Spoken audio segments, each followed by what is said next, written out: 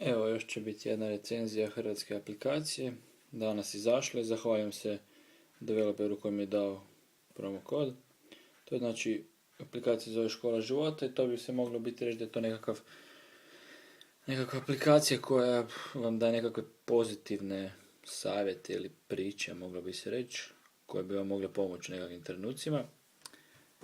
Evo, dakle, da vidimo ko je u biti autor tih tekstova. Znači, to je Bruno Šimleša, hrvatski autor duhovne literature.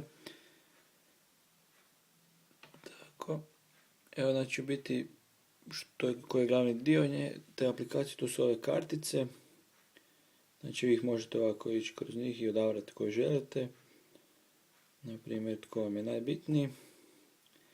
Imate ovako nekakav tekstić, a možete, na primjer, ići na slučajni odabir, pa vam aplikacija na slučajnim odabirom odabere nekakvu karticu. Možete je označiti kao favorites i tu po favoritima ih pregledavati.